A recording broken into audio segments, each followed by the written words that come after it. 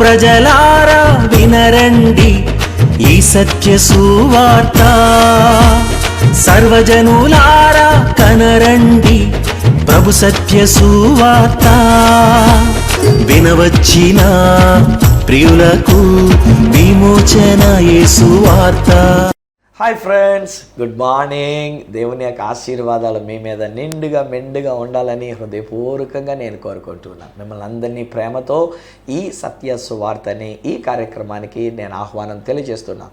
By నేను గడిచిన 2 దినాలుగా నేను మీతో మాట్లాడుతున్నటువంటి ప్రకారం మరొకసారి ఈ మాట నేను మీకు జ్ఞాపకం చేస్తున్న స్నేహితులారా, దేవుని పరిశుద్ధాత్ముడు నన్ను ప్రేరేపించిన ప్రకారంగా ఫిబ్రవరి 12వ తారీఖు 2018వ సంవత్సరం మీరున్న చోటనే మీరుంటుండగా, నేను టీవీలో కనబడుతూ ఉంటుండగా, మరి ముఖ్యంగా శుభవార్త అనేటువంటి ఒక టీవీ ఛానల్ ద్వారా ఉదయం 7 గంటల నుంచి 7:30 గంటల వరకు జరిగే ఈ అర్ధగంట ప్రార్థనలో మనం ఏకీభవించి దేశము కొరకు మనం ప్రార్థన చేయడానికి, దేశ ప్రజల కొరకు మనం ప్రార్థన చేయడానికి, అనేక మంది ప్రజల ఆత్మల రక్షణ కొరకు మనం ప్రార్థన చేయడానికి, మన దేశ సస్యశ్యామలంగా ఉండటం కొరకు, ఈ లోకం అంతటి యొక్క రక్షణ కొరకు, ఏ ఒక్కరూ నశించిపోకుండా నరకానికి వెళ్ళకుండా ఆ దేవుడు సిద్ధపరిచినటువంటి ఒక మోక్ష రాజ్యానికి వెళ్ళుట కొరకు నేను ప్రార్థనలో ఉండబోతున్నాను. మీరు నాతో కలిసి ప్రార్థనలో ఉండాలని ప్రేమపూర్వకంగా నేను మిమ్మల్ని కోరుకుంటూ ఉన్నాను. గతంలో నేను చెప్పినట్లుగా కొంతకాలం క్రితం హైదరాబాద్లో ఒక ప్రేయర్ డే జరిగినప్పుడు, ఆ ప్రేయర్ డేలో నేను పాల్గొన్నప్పుడు ఆ రోజుని పరిశుద్ధాత్మ నన్ను ప్రేరేపించాడు. మధ్యాహ్నం 2:30 గంటల నుంచి రాత్రి 10 గంటల వరకు జరిగిన కార్యక్రమంలో ఎన్నెన్నో కార్యక్రమాలు పెట్టారు. పాటలు పెట్టారు, కొరియోగ్రఫీలు పెట్టారు, డ్యాన్సులు పెట్టారు, ఇంకా ఉత్సాహకరమైనటువంటి ప్రోగ్రాంలు పెట్టారు. గొప్ప గొప్ప నాయకులు, క్రైస్తవ నాయకుల యొక్క గ్రీటింగ్స్ పెట్టారు, రాజకీయ నాయకుల యొక్క గ్రీటింగ్స్ పెట్టారు. బట్ తీరా ఎంత ప్రార్థన జరిగింది అని అంటే బహుశా హార్డ్లీ ఒక 1/2 అవర్ కూడా ప్రార్థన జరిగిందో లేదో చెప్పలేనన్నట్టుగానే ఉండినటువంటి ఒక విషయం. ఎందుకంటే అందరూ ఉపన్యాసాలు ఇచ్చినటువంటి వాళ్ళు, అందరూ కూడా గట్టిగా బల్లగుద్ది మరి మాట్లాడినటువంటి వాళ్ళు, ప్రార్థన చేయాలి అని చెప్పినటువంటి వారే తప్ప ప్రార్థన చేసినటువంటి ఒక దాఖలా అక్కడ కనబడడం లేకపోయేది. సో ఆ రోజుని ఆ స్టేజ్ మీద ఉంటుండగానే పరిశుద్ధాత్ముడు ఆయన నాతో మాట్లాడుతూ తెలియజెప్తున్నటువంటి ఒక విషయం ఏంటంటే, నా కుమారుడా, ఏదో కొంత డబ్బులు నువ్వు ఖర్చు పెట్టుకొని నువ్వు ఎలాగో నా టీవీలో సువార్తను ప్రకటిస్తున్నావు కదా, నీ యొక్క వర్తమానాన్ని ప్రజలు వింటూ ఉన్నారు, రెస్పాండ్ అవుతున్నారు. చాలామంది ప్రజలు సోమవారం నాడు వచ్చే ప్రోగ్రాం చూస్తున్నామని చెప్పిన వాళ్ళు ఉన్నారు. ప్రతిరోజు ఉదయాన్నే 6 గంటలకు మీ ప్రోగ్రాం చూస్తున్నామండి, మాతో మాట్లాడుతున్నట్టుగా, మా ఇంట్లోకి వచ్చి మాట్లాడుతున్నట్టుగా ఎంత చక్కని సందేశాలు మీరు ఇస్తున్నారని చెప్పేసి అని స్పందిస్తున్నటువంటి వాళ్ళు ఉన్నారు. So why don't you do this అని చెప్పేసి అని పరిశుద్ధాత్ముడు నా మదిలోనికి తీసుకుని వచ్చిన ఆలోచన. శుభవార్త టీవీ ఛానల్లో నేను ఆల్రెడీ 4 వారాలు చెప్తూ వచ్చిన 5వ వారంగా రేపు 12వ తేదీ ఫిబ్రవరి 12వ తేదీన ప్రార్థనలోనే నేను గడపబోతున్నా. ఆ రోజు నేను మరలా ప్రసంగం చేయను. ఇప్పటికే ప్రార్థన గురించిన విషయాల్ని నేను అందులో వర్తమానాలు ఇస్తూ వచ్చిన 12వ తేదీ మాత్రం, ఫిబ్రవరి 12వ తేదీని మాత్రం ఓన్లీ ప్రేయర్. నేను ఇక్కడ కూర్చొని నేను ప్రార్థన చేస్తూ ఉంటా, మీరు మీ ఇంట్లోనే కూర్చొని మనం ప్రార్థన చేసుకుంటూ ఉంటాం. మీ 2 ఉన్నారో, 3 ఉన్నారో, 6 ఉన్నారో మీ ఇంట్లో, చివరికి ఒకవేళ ఒక్కరే మీరు ఉండి ఉన్నారో, ఇలాగున్న మొత్తం దేశం అంతట్లో, ఈ యొక్క భారతదేశం అంతట్లో ఒకవేళ శుభవార్త కార్యక్రమాలు చూస్తున్నటువంటి వారు ఇతర దేశాల్లో నెట్ ద్వారా, ఇంటర్నెట్ ద్వారా, యూట్యూబ్ ద్వారా కలిసి చూస్తున్నట్టే ఇతర దేశాల్లో ఉండినటువంటి మన తెలుగు ప్రజలైనటువంటి వారి కార్యక్రమాలు వీక్షిస్తున్నటువంటి వారు అందరం ఏకీభవిస్తుండగా ఒక అద్భుతమైనటువంటి ఒక స్పందన. I know for sure God is going to do that. దేవుడు చేస్తున్నటువంటి ఒక కార్యం, దేవుడు చేసేసినటువంటి ఒక కార్యం ఇది నేను ఎరుగుతున్నాను. కారణం ఏంటి తెలుసా అండి? దేవుడు మన దేశాన్ని ఎంతో ప్రేమిస్తున్నాడు. దేవుడి భారతదేశాన్ని అత్యధికంగా ప్రేమిస్తున్నాడు. అధిక సంఖ్యలో జనాభా కలిగినటువంటి ఒక భారతదేశం మీద దేవుని యొక్క ప్రేమ అపారమైనటువంటి ఒక ప్రేమ అండి బాబు. ఆనాడు ప్రేమించాడు, ఇప్పుడు ప్రేమిస్తున్నాడు, ఎప్పటికీ ప్రేమిస్తూనే ఉంటాడు. ఈ రోజున మనం ఒకవేళ ఒకరి ఏళ్ళు ఒకరు ప్రేమ లేకుండా వాళ్ళని దుయ్యబట్టుకుంటూ, వీళ్ళ మీద సెటైర్ వేసుకుంటూ, వాళ్ళ మీద సెటైర్ వేసుకుంటూ, క్రైస్తవుల మీద వేసుకుంటున్నారు, ఒక రాజకీయ పార్టీ ఇంకో రాజకీయ పార్టీ మీద వేస్తున్నారు, ఒక రాష్ట్రం ఇంకొక రాష్ట్రం మీద దుయ్యబడుతూ ఉన్నారు, ఒకళ్ళు ఇంకొకళ్ళ మీద అన్నట్టుగా ఇలాగ భయంకరమైనటువంటి పరిస్థితులు అన్ని దేశాల్లో కూడా ఉన్నాయి. మన దేశంలో కూడా అలాంటి పరిస్థితులు కనబడుతున్నాయి. కనుక ఆ దేవుడిచ్చిన ఈ ప్రేరేపణ చొప్పున నేను మీకు పిలుపునిస్తున్నాను. You need not come to Samarlakota రమ్మని నేను అడగట్లే. నిజంగా చెప్పాలంటే 12వ తారీఖుని నేను సామర్లకోటలో ఉండను, నేను హైదరాబాద్లో ఉంటాను. ఎందుకంటే దినకర్ గారి యొక్క మీటింగ్స్ కొరకు నేను వెళుతున్నా. 12వ తారీఖు కూడా నేను హైదరాబాద్లోనే ఉండడం జరుగుతుంది. కనుక అక్కడ నుండి నేను ఏకీభవిస్తూ ఉంటా. ఇక్కడ ఎక్కడున్న వారు అక్కడ, ఏ ఇంట్లో ఉన్నారు ఆ ఇంట్లోనే, మీ ఇంట్లోనే మీరుండి మనం అందరం ఏకీభవించి మనం ఈ ప్రార్థనలో ఉన్నప్పుడు స్నేహితులరా, ఆహాహా హల్లెలూయా, నా మటుకైతే ఆయన యొక్క ప్రేమకి, మన యొక్క ప్రార్థనకి, దేవుడు చేసేటువంటి యొక్క జవాబులకి హాయిగా ఉందండి నా హృదయం, తేలిగా ఉందండి నా హృదయం. I know for sure that our land, మన యొక్క భారతదేశం దీవించబడినటువంటి యొక్క దేశం, ధన్యమైనటువంటి యొక్క దేశం. మన ప్రజలు ధన్యులు, మన ప్రభుత్వాలు ఉన్నటువంటి వాళ్ళు, ప్రభుత్వ అధికారులు అయినటువంటి వాళ్ళు ధన్యులు. దేవుడు ఏర్పాటు చేసిన నాయకత్వం ధన్యమైనటువంటిది. మన యొక్క ప్రధానమంత్రి కోరిన ప్రకారంగా మన ప్రార్థనకు జవాబు భారతదేశం స్వచ్ఛ భారత్గా దేవుడు ప్రతి కల్మషాన్ని, ప్రతి అవినీతిని నిర్మూలన చేసి దేవుడు ఒక అద్భుతమైన కార్యాన్ని దేవుడు జరిగించబోతున్నాడు. హల్లెలూయా, దేవునికి మహిమ కలుగును గాక. గతంలో నేను మీతో మాట్లాడుతున్నప్పుడు యెహోవా మన కొరకు గొప్ప కార్యములు చేశాను అనేటువంటి రీతిగా నేను జ్ఞాపకం చేశాను.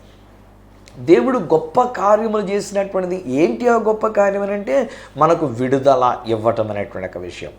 దేవుడు దేని నుండి మనకు విడుదల ఇచ్చి ఉన్నాడు? ఐగుప్తు అనేటువంటి దాసత్వంలో నుంచి, చెడు వ్యసనాల నుండి, పాప బంధకాల నుంచి, ఇలాంటి వాటి నుంచి దేవుడు మనకు విడుదల ఇచ్చి ఉన్నాడు. ఆ యొక్క భయంకరమైనటువంటి యొక్క దాసత్వంలో నుంచి, ఫరో చేతుల నుంచి దేవుడు మనలను విడిపించి ఉన్నాడు. దేని బట్టి మనల్ని విడిపించగలిగి ఉన్నాడు? ప్రేమ చేత. He loves you so much. మిమ్మల్ని ఎంతగానో ప్రేమిస్తున్నాడండి. మిమ్మల్నే, మీ గురించి మాట్లాడుతున్నాను నేను, బ్రదరు మీ గురించే. అమ్మరే సిస్టర్ గారు, మీ గురించి నేను చెప్తున్నాను. అమ్మ, దేవుడు నిన్ను ప్రేమిస్తున్నాడు రా. ఈరోజు నువ్వు ఒక సిస్టర్ గారు, నువ్వు చాలా వాపోతున్నావు. నన్ను ప్రేమించిన వాళ్ళు ఎవరు లేరని నువ్వు అనుకుంటున్నావు కదా. చాలా కృంగిపోయిన స్థితిలో ఉండి ఉన్నావు. బహుశా ఏదో ఒక కారణం నిన్ను కృంగదీసినటువంటిది, బహుశా ఏదో ఒక విషయాలు నిన్ను బాగా నల్లగొడుతూ ఉన్నటువంటి ఒక విషయాలు. సో తత్ఫలితం నువ్వేమనుకున్నావు అంటే నన్ను ప్రేమించిన వాళ్ళే లేరు, నన్ను ప్రేమించిన వాళ్ళే లేరని ఇది నువ్వు ఫీల్ అయిపోతూ ఉన్నావు. కానీ ఈరోజు నేను చెప్తున్నానండి, దేవుడు నిన్ను ప్రేమిస్తున్నాడు. అమ్మ, సిస్టర్ గారు, మిమ్మల్ని రా మాట్లాడుతున్నాను. దేవుడు నిన్ను ప్రేమిస్తున్నాడు. ఒక యవ్వన కుమార్తె ఈ నా కార్యక్రమాన్ని చూస్తున్నటువంటి నీవు చాలా దుఃఖములో, వేదనలో ఉండి ఉన్నావు. బహుశా నీ తండ్రి మిమ్మల్ని విడిచిపెట్టేసి వెళ్ళిపోయినందుకు, బహుశా ఈరోజు మీ అమ్మ నాన్నలు ఒకరికొకరు వేరైపోయినందు చేతను ఆయన నిజానికి అలా చేయకూడదు. కానీ ఏం చేస్తాము ఒక్కొక్కసారి, మరి పరిస్థితులు ఏమో నాకు అర్థం కదండి బాబు, నాకు భలే బాధ అవుతూ ఉంటుందండి బాబు. హెంగాను అమ్మను విడిచిపెట్టేసి ఆయన వేరే వెళ్ళిపోయి మళ్ళా ఇంకోటండి బాబు. హెంగాను ఈరోజు నీ కొంతమంది యొక్క జీవితంలో నేను చూస్తుంటే తల్లితో లేక భార్యతో ఉండకుండా ఆమెను విడిచిపెట్టేసి బయటికి వెళ్ళిపోయి మళ్ళీ సేవ చేస్తుంటారు. యేసుబాబు సేవే చేస్తూ ఉంటారు. యేసు ప్రభుని గురించి మాట్లాడుతుంటారు. అయ్యో నాకు మతిపోతూ ఉంటుంది. హెంగానండి బాబు, హెంగాను ఎంత బాధ అవుతుంటుందో. అరే, ఏ మోకం పెట్టుకుని వాళ్ళు అట్లా చేయగలరండి? ఆ మాత్రం తన సొంత భార్యని క్షమించలేకుండా ఉండి, సొంత భార్యతో వాళ్ళు సమాధాన పడకుండా ఉండి, తత్ఫలితం వాళ్ళిద్దరితో సరిపోలే ఈరోజున వాళ్ళ యొక్క పిల్లలకి ఎఫెక్ట్ ఇస్తుంది కదండి. ఆ పిల్లలైనటువంటి వారు ద్వేషాన్ని పెంచేసుకుంటారు కదా. సేవకుల మీద ద్వేషాన్ని పెట్టేసుకుంటారు, తల్లిదండ్రులు అన్న వాళ్ళ మీద ద్వేషాన్ని పెట్టుకుంటారు. ఆ తండ్రితో మాట్లాడరు, లేదా తల్లితో మాట్లాడరు. ఒకవేళ సేవకుడైతే కనుక ఈ సేవకులందరూ ఎలాంటి వాళ్ళే, పనికి మాలినటువంటి వాళ్ళు. వీళ్ళలాగా అమ్మని విడిచిపెట్టేసి లేక వాళ్ళ భార్యని విడిచిపెట్టేసి బయటికి వెళ్ళి మళ్ళీ పెద్ద బోధలు చేస్తూ ఉంటారు. వాళ్ళతో మాట్లాడుతూ ఉంటారు, వీళ్ళతో మాట్లాడుతూ ఉంటారు, అందరితో సొంగులు గార్చుకున్నట్టుగా మాట్లాడుతూ ఉంటారు. ఏ ఇంట్లో మా అమ్మతో మాట్లాడడానికి ఏంటంటే కోపం తెచ్చేసుకొని, ద్వేషం తెచ్చేసుకొని, చేదు పెట్టేసుకుని ఉంటే ఆ పరిస్థితుల్లో ఉంటూ వీళ్ళకి చివరికి ఏమనుకుంటారు, నన్ను ప్రేమించిన వాళ్ళు ఎవరు ఎవరిని నేను ప్రేమించాల్సిన పని లేదు, అసలు ఎవరితో ప్రేమ కూడా ఉండకూడదు అనేటువంటి రీతిగా మారిపోతుంటాం. But let me tell you, అమ్మారే తల్లిగా నీకే చెప్తున్నాను రా పాప, కుమార్తె నీతోనే మాట్లాడుతున్నాను. దేవుడు నిన్ను ప్రేమిస్తున్నాడు. డాడీ ఒకళ్ళు నిన్ను విడిచిపెట్టేసి వెళ్ళిపోయారేమోలే కానీ, లేక మీ అమ్మగారు నిన్ను విడిచిపెట్టేసి వెళ్ళిపోయారేమో కానీ, మీ కుటుంబీకులైనటువంటి నిన్ను విడిచిపెట్టేసి వెళ్ళిపోయారేమో కానీ, ఈరోజు నీ ఒక యవ్వన ప్రాయంలోనే ఒక కుమార్తె ఈ నా కార్యక్రమాన్ని చూస్తుంది. బహుశా నీ భర్త నిన్ను విడిచిపెట్టేసి వెళ్ళిపోయారు కదూ, పెళ్ళయి ఎంతో కాలం కాలేదు, కొన్ని నెలలే అయ్యింది. అయినా కానీ నీ భర్త నేను విడిచిపెట్టేసి నేను తీసుకోను, నేను దగ్గర తెచ్చుకోను, నేను కాపురాన్ని తెచ్చుకోను అని చెప్పేసి అని బహుశా నేను పుట్టింటికాడ విడిచిపెట్టేసి ఆయన అసలు నిన్ను పట్టించుకోకుండా ఉంటూ ఉన్నారేమో కాదు.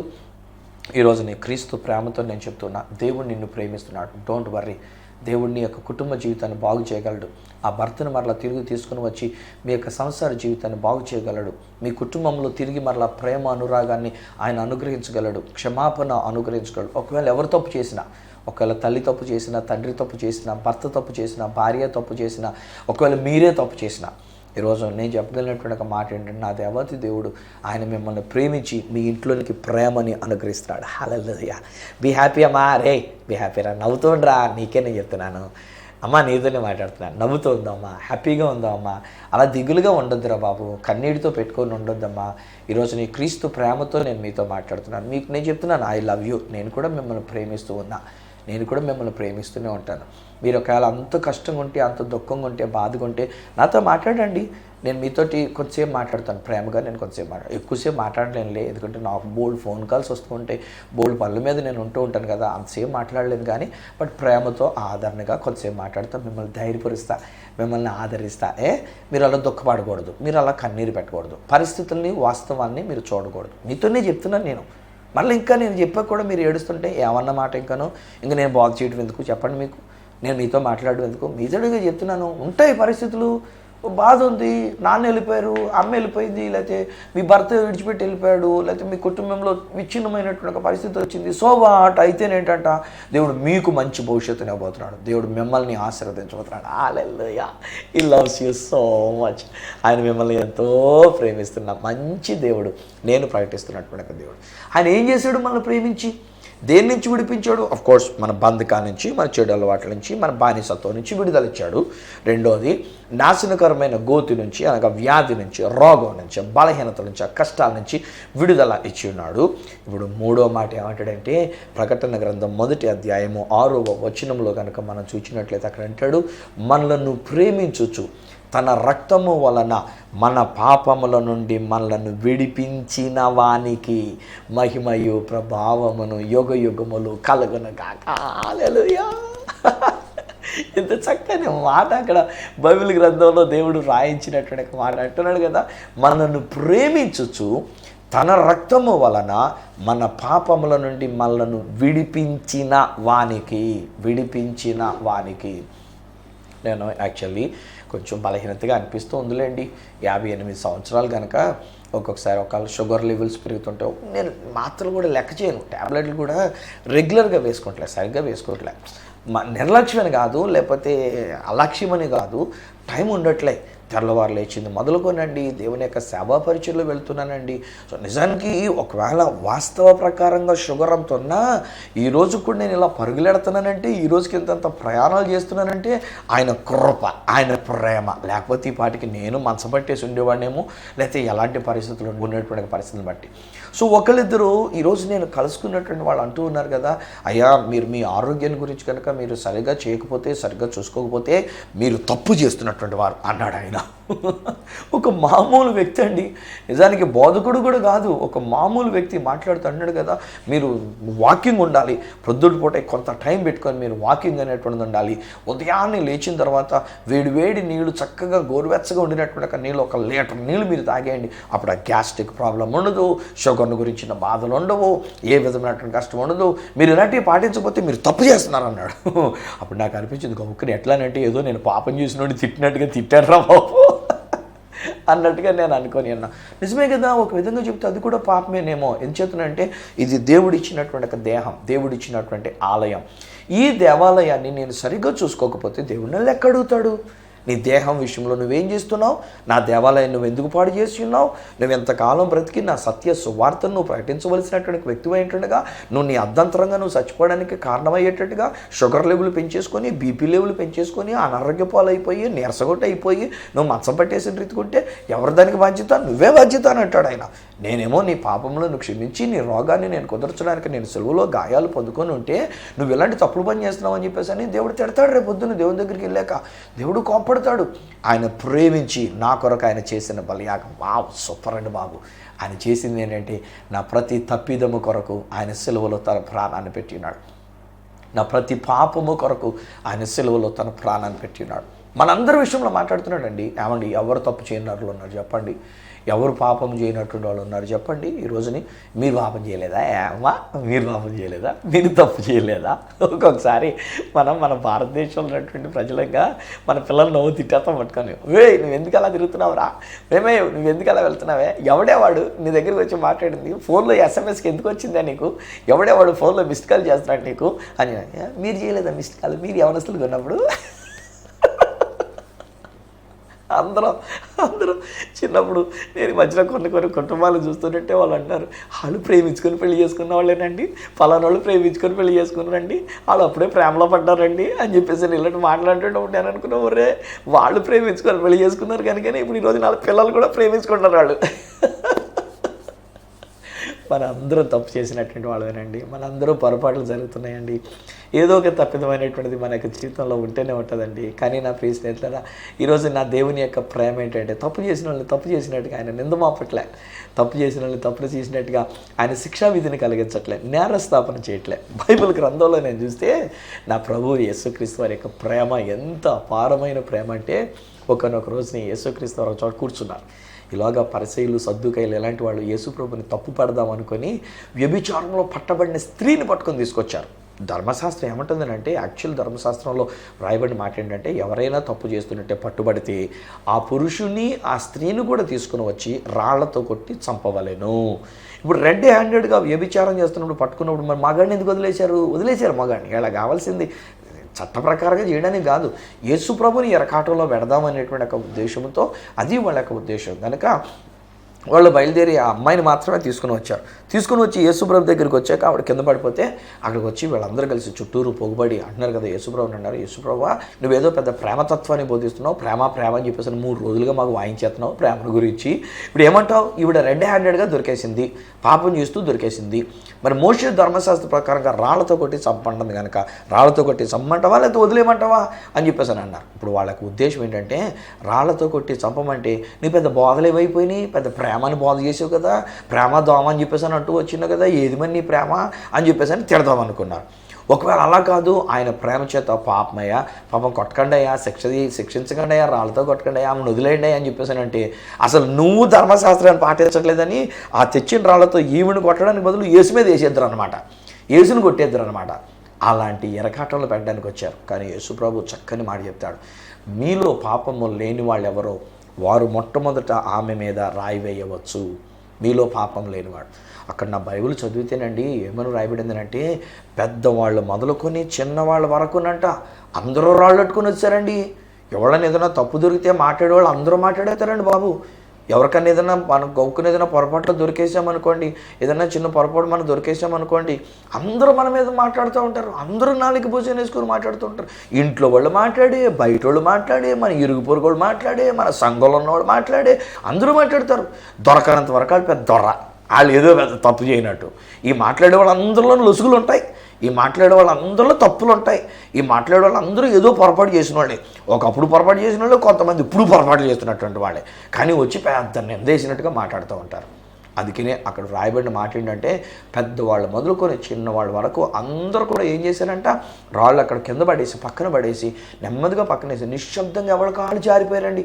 ఎవరు లేరండి, ఒక్కడు కూడా లేరండి. అక్కడ వచ్చినటువంటి వాళ్ళు అంతమంది వచ్చారు రాళ్ళు ఇచ్చుకొని కూడా చంపేస్తానని, ఒక్కడు లేరండి. అప్పుడు యేసు ప్రభు తలపైకెత్తి ఆమెను చూసినప్పుడు పిలుస్తున్న పిలుపండి జలతరించేద్దాడు బాబు నాకేంగాను. ఆ మాట తలంచుకున్నప్పుడల్లా ఒళ్ళు పులకరించేద్దాడు బాబు నాకేంగాను. ఎందుకనంటే ఆయన ప్రేమ అంత అపారమైనటువంటి ప్రేమ. ఆమె ఒక వ్యభిచారి, ఆమె ఒక వేశ్య, ఆమె చెడు జీవితాన్ని జీవించినటువంటి ఆమె. కానీ యేసు ప్రభు అంటాడు, అమ్మా అమ్మా బాబా. అసలు ఆ పిలుపు వినేసరికి ఆవిడ చలించిపోయి ఉండాలేంగాను, పొటపొట ఏడ్చేసి ఉండాలేంగాను. నేను ఇంత తప్పు చేసిన వ్యభిచారనైతే పనికి మాలదానా, చెడిపోయేదానా, చెడ్డ బతికేదాన్ని, శేలం పోగొట్టుకునేదాన్ని, ఛీ అని చెప్పేదాన్ని. మనమైతే ఈవెన్ ఒక్కొక్కసారి మన సొంత బిడ్డలు కూడా ఏదైనా చిన్న పొరపాటు చేసారో లేదో నాకు తెలియదు కానండి, ఒక్కొక్కసారి మనం ఏమనుకుంటూ ఉంటామనంటే, వాళ్ళు ఏదో పొరపాటు చేయకపోయినా పొరపాటు చేసినట్టుగా ఫీల్ అయిపోయి తిట్టేస్తా కూర్చుంటాం ఏంగనాలని, ఊరికే మాట్లాడేస్తూ కూర్చుంటాం. మన కూతురునే మన కొడుకునే ఇష్టం వచ్చినట్టుగా మాట్లాడుతూ మనం ఉంటూ ఉంటాం ఏంగాను కదా మనకి జీవితంలో.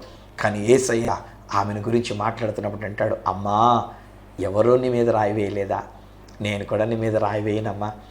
నేను వేయొచ్చు, ఎందుకంటే నేను ఒక్కడే మిగిలిన పాపం లేనివాడిని కనుక, కానీ నేను నీ మీద రాయి వేయను. నిన్ను రక్షించడానికి వచ్చా, నీ పాపాన్ని క్షమించడానికి వచ్చా. హే ఫ్రెండ్స్, ఈరోజు నేను ఇలా మాట్లాడుతుంటే కూడా బహుశా ఒక సిస్టర్ గారు నువ్వు తప్పు చేస్తున్నావేమో కదమ్మా, నీకు తెలుసు ఆ విషయం, బయటికి చెప్పొద్దులే. మళ్ళీ మీ ఆయన గారు తెలిసినా బాధపడతారు, మళ్ళీ ఆయన లేకపోతే మీ పిల్లలకు తెలిస్తే బాధపడతారు, ఎవరికన్నా తెలిసినా కానీ బాధపడరు. వద్దులే, ఏసయ్యకి తెలుసు, నాకు తెలియదు, మీ ఎవరో నాకేం తెలుసు. నేను ఇక్కడ టీవీలో మాట్లాడుతున్నాను అంతే, మిమ్మల్ని చూస్తున్నాను మీరు అనుకుంటున్నారు, కానీ ఏసయ్యే మిమ్మల్ని చూస్తున్నాను, నేను కాదు. మీ పేరు నేను చెప్పట్లే, లేకపోతే మీ విషయం నేను చెప్పట్లే. But I know for sure there is somebody who still living in sin. పాపములో జీవిస్తున్నారు కాదు, బహుశా అక్షరాల వ్యభిచారంలోనే జీవిస్తున్నారు కాదు, బహుశా నీ భర్తతో కాకుండా వేరొకరితో అన్నట్టుగా నువ్వు వ్యభిచారంలో సంబంధం పెట్టుకొని జీవిస్తున్నావు కాదు. ఈ రోజుల్లో చాలామంది అండి మన ఇండియాలోనండి ఆలోచిస్తుంటే స్వచ్ఛ భారత్ లేదండి బాబు. ఈరోజు స్వచ్ఛత అనేటువంటిది లేదండి బాబు.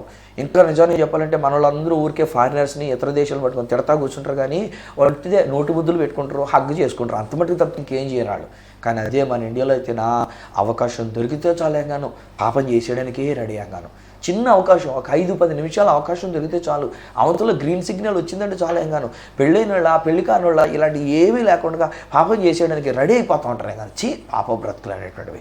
ఈరోజు నా యేసే అంటున్నాడు, ఒకవేళ నీవే స్వయంగా అలాంటి పాపము చేస్తూ ఉన్నా, ఒకవేళ నీవే అటువంటి పాపములో ఉన్నా, నా యేసయ్య చెప్తున్నటువంటి ఒక మాట ఏంటంటే, అమ్మా నేను నీకు శిక్ష వేయను అంటున్నాడు ఆయన. నేను నీ పాపములను క్షమించాను అంటున్నాడు ఆయన. నీ పాపములు క్షమించడానికే నిన్ను ప్రేమించి నీ కొరకు సిలువలో నా రక్తాన్ని కార్చాను. ఆయన సిలువలో పొందినటువంటి గాయములు, ఆయన సిలువలో పొందినటువంటి మరణం చూస్తే ఇందులో ప్రేమ ఉన్నది, ఇందులో ప్రేమ ఉన్నది. వాహ్, ఎంత అద్భుతమైన ప్రేమ! నా ప్రియ సహోదరి, కమౌట్ దా, ప్రభు నిన్ను విడుదలిచ్చినాడు, ఆ పాపం నుంచి బయటకు వద్దు. కానీ ఒకరోజుని ఒక కుమార్తె నేను సేవ చేస్తున్నటువంటి ఒక ఆలయానికి వచ్చింది, రాత్రి పండుకొనడానికి అన్నట్టుగా. తెల్లవారుజాము ప్రార్థనకు వచ్చినటువంటి వాళ్ళు చూచి ఆ అమ్మాయిని తిట్టి తరివేశారు. ఎందుకే నువ్వు వచ్చావు పనికి మాలదానా, ఇలాంటి చెడిపోయిందానా అన్నట్టుగా ఆ పిల్లని పట్టుకొని తిట్టేశారు. తిట్టేసి ఆ పిల్లతో చెప్పారు, ఇంకెప్పుడు అలా రాకు, గుళ్ళోకి వచ్చి ఉంటావు, పనికి మాల చెడిపోయిందా. అఫ్కోర్స్ ఆ పాప యొక్క భవిష్యత్ పరిస్థితులు తెలుసు వాళ్ళకి, అందుచేత ఆ కుమార్తెను గురించి అన్నారు. ఒకరోజు నేను ఒక మీటింగ్లో వచ్చిన తర్వాత తెల్లవారుజామున 4 గంటలకు నాకు మెలకు వచ్చి నేను ఆలయంలోనికి వచ్చేసరికి అదే కుమార్తె అక్కడ ఉండినది. అప్పటి వరకు నేను కుమార్తెను చూడలే. ఆ రోజుని ఆ కుమార్తె ఉండినటువంటి చూచినప్పుడు ఫలానా ఈ అమ్మాయి అయ్యి ఉంటుంది, సంఘ బిడ్డలు చెప్పినటువంటి ఈ అమ్మాయి అయ్యి ఉంటుంది అనుకొని ఆ అమ్మాయి లేచి మెలకు తెచ్చుకున్నప్పుడు వెళ్ళిపోతుంటే నేను చెప్పాను, అమ్మా వెళ్ళకరా, ఇలారా, దగ్గరరా, ఇక్కడ కూర్చుందా కానీ రా అని చెప్పేసి ఆయన తెల్లవారుజాము ప్రార్థనకు వచ్చేటువంటి ఒక బిడ్డలు అప్పటికే ఒక మామగారు వచ్చినారు. సో ఈ కుమార్తెను కూడా దగ్గర పిలిచి నేను అక్కడ క్రిందనే కూర్చుంటా, సో అక్కడ దగ్గరలో అక్కడ చాప మీద కూర్చోమని చెప్పాను. ప్రేమగా పలకరించాను, తల్లిగా ఎందుకురా నీ జీవితంలో ఎట్లాగ నా పొరపాటు జరుగుతూ ఉంటుంది, ఎందుకు నువ్వు ఆలస్యంగా వస్తూ ఉంటావు, నువ్వు కావాలంటే పెద్దలకడనే వచ్చేసాయి, పెద్దలకడనే వచ్చి ఇక్కడ ఆలయంలో పడుకో, నాకైతే అభ్యంతరం లేదు, నువ్వు ఆలయంలో పండుకోవచ్చు. ఇంకా ఒకళ్ళు ఉన్నారు, పెద్దవాళ్ళు ఉన్నారు కదా, నువ్వు కూడా వచ్చి ఆలయంలో పండుకొని మంచి జీవితాన్ని కలుగుండమ్మా, నువ్వు ఎట్టి పరిస్థితుల్లో అలా ఉండొద్దు అని చెప్పేసానంటే డాడీ అని పిలుచుకుంది ఆ కుమార్తె, డాడీ అని పిలుచుకుంది. అబ్బా, నాకు ఎంత సంతోషం అనిపించిందో, నాకు ఎంత ఆనందం అనిపించిందో. నా దేవుడు తనని ఒక కుమార్తెగా స్వీకరించి తన పాపాలని క్షమించాడు కదా. ఈరోజు నేను ఆ మాత్రం క్షమించలేనా? నేను ఆ కుమార్తెని ఒక కుమార్తెగా నేను పిలవలేనా? ఆ బిడ్డ తన యొక్క పాపంలో నుంచి బయటకు రావడానికి దేవుని యొక్క ప్రేమ చూపించకపోతే ఇంకా నేను బోధకనేటండి నా బతికాగాను. ఒకవేళ నేనే కనుక ఆవిడ క్షమించలేకపోతే నేను కూడా ఆ మిగతా వాళ్ళు అయినటువంటి వారు గద్దించినట్టుగా, ఏ అమ్మాయి నువ్వేంటిలాగా చెడిపోయినటువంటి దాని, ఎక్కడెక్కడ నువ్వు చెడిపోయి తిరిగి ఇక్కడికి వచ్చి గుళ్ళో పడుకున్నావు, సిగ్గులేదు ఇలాంటి పాపంతో వచ్చినటువంటి దాని నేను కూడా తిట్టేసి పంపించేస్తే ఇంకా నా గొప్పతనం ఏంటండి అక్కడ? నేను దేవుని యొక్క సేవకుడు ఉన్నటువంటి విషయం ఏంటండి? ప్రేమతో పలకరించాను. ఆ బిడ్డ ఎంత ఆనందంగా వెళ్ళిందో ఆ రోజుని. ఆ రోజు తెల్లవారుజామున ప్రార్థన చేశాను. ఆ రోజు నా బిడ్డను దీవిస్తూ ప్రార్థన చేశాను. నేను చెప్పాను, అమ్మా నువ్వు ఎప్పుడు తప్పు చేయనక్కర్లేదు, నువ్వు దేవుని కొరకు జీవించు, నీకు ఎప్పుడైనా ఆకలిస్తే రా, నీకు ఎప్పుడైనా అన్నం లేకపోతే రా, తప్పకుండా మన ఇంట్లో నుంచి అన్నం పెడతారు నీకు, ఆ అన్నం తిని నువ్వు ఇక్కడ ఆలయంలో పడుకో, తెల్లవారు వరకు ఉండు, ఆ తెల్లవారిన తర్వాత ఏదైనా పని చేసుకోవడానికి వెళ్తానంటే నువ్వు వెళ్దు. కానీ తప్ప నువ్వు ఆ పాపంలో జీవించవలసిన అవసరం, ఓపెన్గానే చెప్పా, నువ్వు ఇక పాపంలో జీవించవలసిన అవసరం లేదు. దేవునికి స్తోత్రం కలుగును గాక. ఈరోజు నేను మీతో కూడా చెప్తున్నాను ఫ్రెండ్స్, నేను క్రీస్తు ప్రేమతో మిమ్మల్ని ప్రేమించి చెప్తున్నానమ్మా, ఒకవేళ ఎటువంటి పాపంలో మనం జీవిస్తున్నాము, బ్రదర్స్ మీరు కూడా ఒకవేళ ఆడపిల్లలు అన్నానని చెప్పేసి ఆడపిల్లని అనుకోవద్దు. ఈరోజు నీ ఒకవేళ ఒక బ్రదర్ నీవు కూడా నీ భార్యను కాకుండా వేరొకరితో నువ్వు సెక్స్లో ఉంటున్నావు కదా, ఈరోజు నీ భార్యను కాకుండా వేరొకరితో నువ్వు అక్రమ సంబంధం పెట్టుకుని ఉంటున్నావు కదా, ఈరోజు నీ భార్యతో కాకుండా వేరొకరి దగ్గరికి వెళ్ళి ఎక్కువ సమయం అక్కడ గడుపుతూ వాళ్ళతో ఎక్కువ సమయం అన్నట్టుగా ప్రేమతో అన్నట్టుగా అక్కడ ఉండడానికి నువ్వు ప్రయత్నం చేస్తున్నావు కదా. అఫ్కోర్స్ ఒక్కొక్కసారి కొంతమంది ఏమంటారంటే, నా భార్య నన్ను ప్రేమించగలిగితే కనుక నేను ఇంకొకరి దగ్గరికి ఎందుకు వెళ్ళాలండి, నా భార్య నన్ను సరిగ్గా చూసుకుంటే, నా భార్య నాకు ఇవ్వాల్సినటువంటి సుఖం నాకు ఇస్తే నేను ఇంకొకరి దగ్గరికి నేను ఎందుకు వెళ్తాను అని చెప్పేసి అంటారు. ఒకవేళ లేకపోతే కూడా ఆమెను క్షమించవచ్చు కదా బ్రదరు, ఆమె పట్ల నువ్వు క్షమించి నువ్వే ప్రేమతో మలుచుకోవచ్చు కదా. నీ ప్రేమను చూపిస్తే ఆవిడ కరిగిపోయి నీ ఒళ్ళనికి వచ్చి నీ దగ్గరే ఉంటుంది కదా, ఎందుకు అట్లాగా అనుకోవాలి? నువ్వు వేరొక చోటుకు వెళ్ళకూడదు, అది తప్పు. ఈ రోజున దేవుడు అంటున్నాడు, అమ్మా నేను నీకు శిక్ష విధించను, బ్రదరు నీ మీద శిక్ష విధించను. ఈ వాడికి వస్తే ఇంకొక చిన్న మాట కూడా జ్ఞాపకం చేస్తా. పక్షవాయువు కలిగినటువంటి ఒక వ్యక్తిని యేసు ప్రభు దగ్గర తీసుకుని వచ్చినప్పుడు యేసు కళ్ళకి అతని యొక్క పాపము కనబడినటువంటిది. ఆ పాపము కనబడినప్పుడు యేసుక్రీస్తు ప్రభువారు మాట్లాడుతూ ఆయనకు చెప్పినటువంటి ఒక విషయం ఏంటంటే, కుమారుడా నీ పాపములు క్షమించు. నేనైతే నా కొడుకులు కనుక ఏదైనా కనుక ఇలాంటి పరిస్థితులు ఉంటేనా తిట్టేస్తా పట్టుకొని. ఇప్పుడు వాళ్ళు నాకంటే లావుకుంటారండి, ఎత్తుకుంటారండి నా కొడుకులు. ఇప్పుడు కూడా ఒకవేళ నేను ఆడేది ఏదన్నా వాళ్ళు ఏదైనా కనుక ఇంట్లో ఏదన్నా ఒకవేళ కనుక వేరేగా ఉండుంటే, ఇంట్లో ఏదైనా చేయకపోతే ఒక్కొక్కసారి నా కారు శుభ్రంగా తొడవచ్చు కదరా అని చెప్పేసానంట. ఆ కారు పాతకెళ్ళిపోయినటువంటి కారు దానికి కనీసం తొడగపోతే ఒక్కొక్కసారి నేను బయటకు రే నాయనా ఎరా ఈ కారు ఎలా ఉందన్నట్టే గప్ గప్ గప్ గప్ భయపడిపోయి వచ్చేస్తారు అన్నాడు. నేను అప్పటికి మళ్ళీ తిడతా ఉంటాను, ఎన్నిసార్లు చెప్పాలరా మీకు, కారా మాత్రం నేను బయటకు వెళ్తున్నప్పుడు కాస్త తుడిచిపెట్టి ఉంచాలని చెప్పేసి మీకు తెలీదా అని చెప్పేసి నేను తిడతా ఉంటా. వాళ్ళు నాకంటే ఎదిగిపోయి నాకంటే ఘనమైన సేవలు చేస్తున్న సేవకులు అలాంటి వాళ్ళు కూడా నేను ఇలా మాట్లాడుతూ ఉంటాను, తిడుతూ ఉంటాను. కానీ యేసయ్య అలా తిట్టలే. యేసయ్య ఒకవేళ మాట్లాడవలసి ఏమన్నా వేషధారిగా జీవిస్తున్నావు, వేషధారి నువ్వు ఎలాంటి బతుకుతున్నావు అని అంటే, నీ యొక్క రోగానికి ఒకవేళ ఊరోళ్ళందరూ నీకు రోగం వచ్చింది, నీకు జబ్బు వచ్చింది, నీకు పక్షవాతం వచ్చిందని అనుకున్నా కానీ ఆ పక్షవాతానికి గల కారణం నీ యొక్క పాపం కదా. పాపిష్టి జనాంగమా, పాపిష్టి బ్రతుకు కలిగినాడు, వేషధారణ కలిగినట్టున్నాడు, పైకి ఎవరికి తెలియనట్టుగా లోకంలో లోపల పాపంతో కుళ్ళిపోతున్నట్టున్నాడు. నేను తిట్టట్లేదండి, నేను ఎలా తిడతారని అంటున్నాను కానీ నేను తిట్టట్లేదు. ఈరోజు I love you so much. నేను మిమ్మల్ని ప్రేమిస్తూ ఉన్నా. నా దేవుడే నన్ను ప్రేమించాడు, పాపినై నన్ను ప్రేమించాడు. నా దేవుడే అందరినీ ప్రేమించేసాడండి. మనల్ని ప్రేమించి మన పాపముల నుండి మనల్ని విడిపించినటువంటి వారికి మహిమ ప్రభావములు అని చెప్పేసి నా వాక్యం సెలవిస్తున్నప్పుడు నేను ఇంక మిమ్మల్ని ఎందుకు నేను చేస్తాను చెప్పండి, నేను మీ మీద నేరస్థాపన ఏం చేస్తాను చెప్పండి. నిజాన్ని చెప్పాలంటే దేవుడు మిమ్మల్ని ప్రేమిస్తున్నాడు. బ్రదర్ మీకు కూడా నేను చెప్తున్నాను, మా దేవుడు మిమ్మల్ని ప్రేమిస్తున్నాడు. అమ్మ సిస్టర్ గారు మీకే నేను చెప్తున్నాను, దేవుడు మిమ్మల్ని ప్రేమిస్తున్నాడు. ప్రేమించి ఆయన మన కొరకు చేసిన గొప్ప కార్యం ఏంటంటే మన పాపముల నుంచి మనల్ని విడిపించినాడు. మన యొక్క బంధకాల నుంచి విడిపించిన దేవుడు, మన వ్యాధి నుంచి నాశనకరమైన గోతి నుంచి విడిపించినటువంటి దేవుడు మన పాపముల నుండి కూడా మనల్ని విడిపించడానికి అంతగా ప్రేమించాడు. సిలువలో ప్రాణం పెట్టున్నంతగా ప్రేమించాడు. ఈరోజున ఆ ప్రేమను మనం తీసుకుందామా, ఆ ప్రేమను మనం అర్థం చేసుకుందామా, ఆ ప్రేమలో ఆయన చేసిన గొప్ప కార్యాలను మనం తలంచుకుందామా. ప్రియ స్నేహితులారా, నిర్లక్ష్యం చేయొద్దండి. మిమ్మల్ని ప్రేమించారండి, ఆయన ఎంతో విలువైన ప్రేమతో ప్రేమించారండి. లెక్క చేయకుండా అన్నట్టుగా ఉండొద్దండి. ఆయన ప్రేమను అర్థం చేసుకోండి. మీకే నేను బ్రతిమలాడి చెప్తున్నానండి, ఆయన ఇంకా నిన్ను ప్రేమిస్తున్నాడండి. ఇదిగో ఆయన వచ్చేస్తానని చెప్పాడు, ఆయన త్వరగా వచ్చేస్తాడు. ఆయన వచ్చేలోగా ఆయన ప్రేమను తెలుసుకుంటేనే మనం ఆయన రాజ్యానికి వెళ్తాం. మన పాపాలు క్షమించబడితేనే ఆయన యొక్క రాజ్యంలోనికి మోక్షంలోనికి వెళ్తాం. సో ఈ రోజైనా మించిపోయింది లేదు నా ప్రియ స్నేహితులారా. దేవుని యొక్క ప్రేమని మనం తెలుసుకొని మనం అంగీకరించి మన పాపములు క్షమించబడినటువంటి వారంగా ఆ రాజ్యము కొరకు మనం సిద్ధపడదామా. తండ్రి నీకు వందనాలు చెల్లిస్తున్నాను. మమ్మల్ని ఎంతో ప్రేమించారు నాయన, నన్ను ప్రేమించారు, ఈ బిడ్డలను ప్రేమించారు, ఈ సోదరిని, ఈ సహోదరుని, ఈ కుటుంబాన్ని మీరు ఎంతగానో ప్రేమించిన ఆయన మా పాపములన్నిటి నుంచి మమ్మల్ని క్షమించారు. మా పాపములన్నిటి నుంచి మాకు విడుదల ఇచ్చినారు. కనుక మా దేవా నీకు స్తోత్రాలు స్తోత్రాలు స్తోత్రాలు నేను చెల్లించుకుంటూ ఉన్నా. ఈ బిడ్డలను నేను దీవిస్తున్నా. నన్ను పాపము లేనివారుగా నేను విడుదల ప్రకటిస్తూ ఉన్నా. నీ ప్రేమ చేత వారికి విడుదల ఇచ్చారు కనుక నీకు స్తోత్రాలు చెల్లించుకున్నాం. అలాగనే మాకులాగా మా దేశమంతా కూడా, మా ప్రజలందరూ, మా తెలుగు ప్రజలందరూ కూడా నైనా ఇట్టి పాపము నుండి విముక్తి పొందుకోవాలని రేపటి దినాన్ని మేము ప్రార్థనలో గడపబోతుండగా కూడా నీ కృప మాపై కృమరించండి. నీ ఆశీర్వాదములతో మమ్మల్ని నడిపించండి. స్తుతి ఘనత మహిమలు మీకే మేము చెల్లించుకుంటూ ఈ కుటుంబాన్ని నీ చేతులకు అప్పగించుకుంటూ యేసు శక్తి గల నామమున ప్రార్థించి పొంది ఉన్నాము తండ్రి, ఆమేన్. తండ్రి, కుమార, పరిశుద్ధాత్మలను దేవదేవుని దీవెన ఆశీర్వాదం ఆయన బిడ్డలుగా మీకు, మీ కుటుంబానికి ఆయన అనుగ్రహించిన ప్రేమలో మన పాప దోషములు క్షమించబడినట్లు సదా మనకు తోడయండి, ఆశీర్వదించి నడిపించును గాక. ఆమేన్. స్నేహితులారా, దేవుడు మనల్ని క్షమించినాడు. హ్యాపీగా ఉండండి.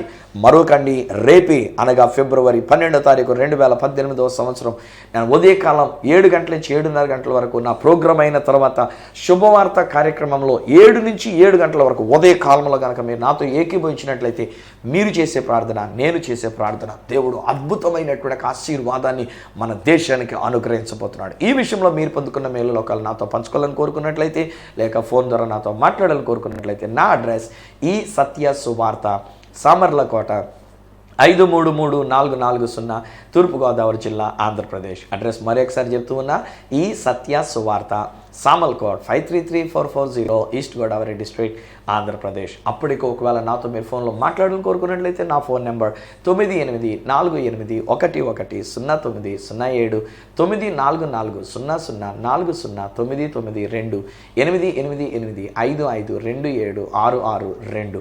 ఒకరు నాకు ఈమెయిల్ చేయాలనుకుంటే నా ఈమెయిల్ ఐడి esatyasuvarta@gmail.com.